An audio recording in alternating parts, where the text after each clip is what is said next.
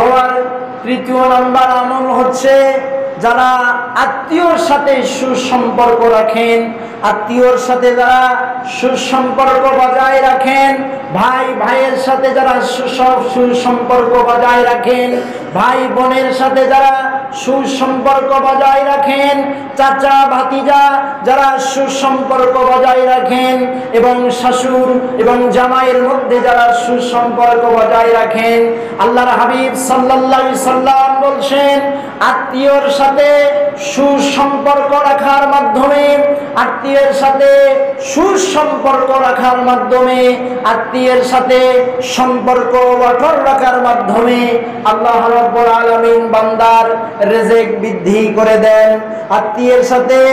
আত্মীয়ের সাথে সুসম্পর্ক রাখা এবং তাদের হক আদায় করার মাধ্যমে আল্লাহ পাক রিজিক বৃদ্ধি করে দেন। আজকে আমাদের সমাজের দিকে তাকান, ভাই ভাইয়ের সাথে সুসম্পর্ক নাই, ভাই বোনের সাথে সুসম্পর্ক নাই।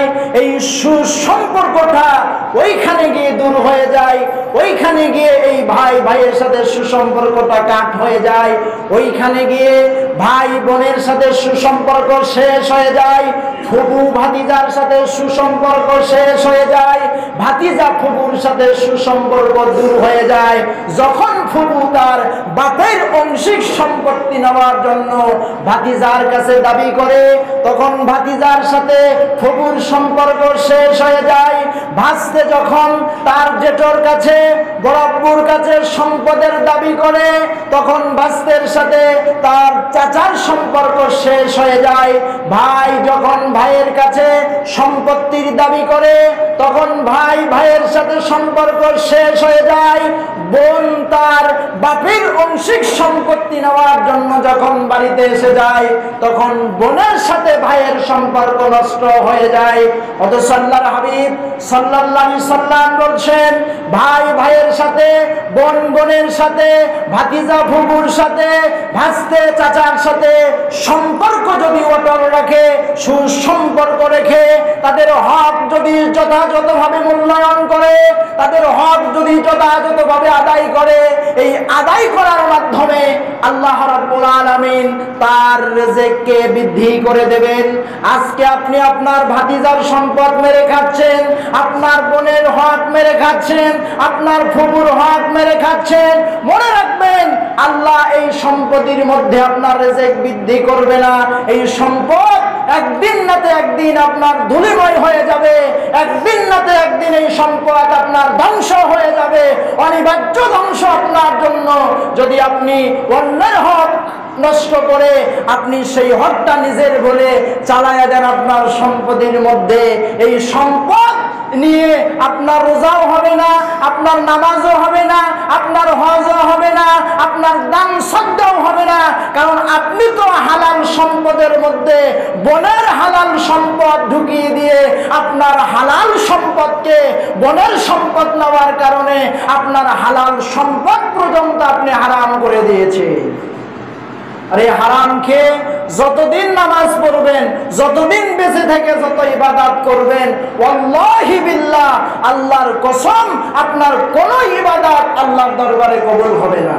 আপনি বোনের হক মেরে খেয়ে ইবাদত করছেন, এই ইবাদতের 4 পয়সা আল্লাহর কাছে দাম নাই। আপনি বোনের হক যদি আদায় করে ইবাদত করেন, ওই ইবাদত আল্লাহর কাছে স্বর্ণের চেয়ে অসংখ্য গুণে দামি হয়ে যাবে। প্রিয় দিনী ভাই, আপনি হক মেরে খাচ্ছেন, হকদারের হক নষ্ট করে রাখছেন। মনে রাখবেন এই হক নষ্ট করার জন্য আপনি আল্লাহর দরবারে আসামির কাতারে দাঁড়িয়ে যাবেন। এই হকদারের হক বিনষ্ট করার জন্য আপনার হাসরের ময়দান থেকে একটাই ফয়সালা আপনার জন্য আসবে। সেই ফয়সালাটা হচ্ছে আপনাকে টেনে হেঁচড়ে ফেরেশতারা জাহান্নামের মধ্যে নিক্ষেপ করবে। তাই তো আল্লাহর হাবিব সাল্লাল্লাহু আলাইহি ওয়াসাল্লাম বলছেন, তোমরা যদি তোমাদের সম্পদ বৃদ্ধি করতে চাও, তোমাদের রিজিক বৃদ্ধি করতে চাও, তোমাদের সুন্দর নেককার স্ত্রী প্রয়োজন। এই নেককার স্ত্রী যদি তোমরা পেতে চাও, তোমাদের নেককার সন্তান প্রয়োজন, নেককার ছেলে মেয়ে প্রয়োজন, ভালো ব্যবসা তোমাদের প্রয়োজন, ভালো চাকরি তোমাদের প্রয়োজন, তাহলে তোমাদেরকে একটাই কাজ তোমাদের করতে হবে, সেই কাজটি হচ্ছে আত্মীয়ের সাথে সুসম্পর্ক রাখা। আপনি যখন আত্মীয়ের সাথে সুসম্পর্ক রাখবেন, ওই যে নিয়ামত স্বরূপ হিসেবে, রিজিক স্বরূপ হিসেবে আল্লাহ আপনার কপালে একজন নেককার স্ত্রী জুটিয়ে দেবে, আল্লাহ আপনার কপালে একজন নেককার পরহেজগার বিবি দান করবে।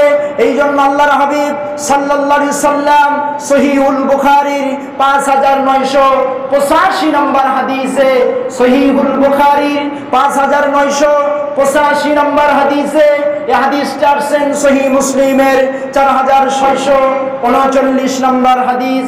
হাদিসের বর্ণনাকারী হযরত আবু হুরায়রা রাদিয়াল্লাহু তাআলা আনহু তিনি বলেন, ক্বালা সামিতু রাসূলুল্লাহি সাল্লাল্লাহু আলাইহি ওয়াসাল্লাম ইয়াকুলু মান সাররাহু আন ইয়াবসিতা লাহু ফি রিজকিহি ওয়া আন ইয়ানসা লাহু ফি আসারিহি ফালইয়াসির রাহিমাহু।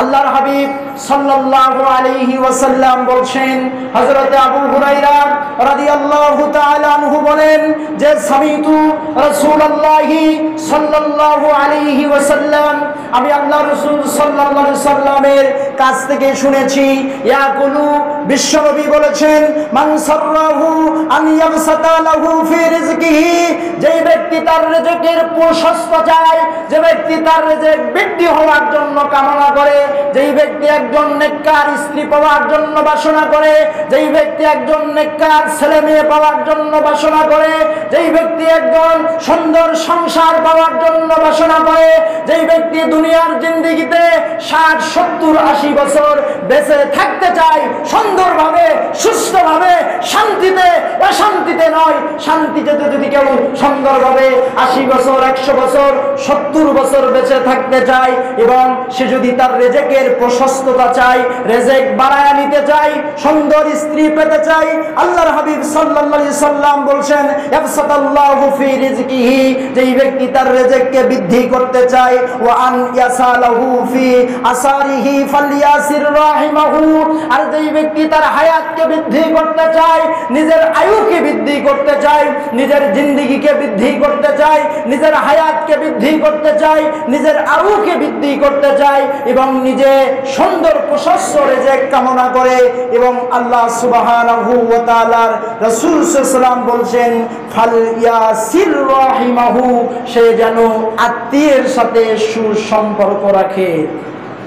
প্রিয় ভাই, আপনি যদি আল্লাহর সুবহানাহু ওয়া তাআলার কাছে রিজকের প্রশস্ততা চান, আপনি যদি আল্লাহ সুবহানাহু ওয়া তাআলার কাছে রিজক বৃদ্ধি করতে চান, এবং আপনার হায়াতকে যদি বৃদ্ধি করতে চান, আপনার আয়ুকালকে যদি বৃদ্ধি করতে চান, বিশ্বনবী মুহাম্মদুর রাসূলুল্লাহ বলছেন, আত্মীয়ের সাথে সুসম্পর্ক রাখার মাধ্যমে, আত্মীয়ের সাথে আত্মীয়ের হক আদায় করার মাধ্যমে, আত্মীয়ের সাথে ভালো সম্পর্ক রাখার মাধ্যমে আল্লাহ পাক বান্দার রিজককে বৃদ্ধি করে দেন।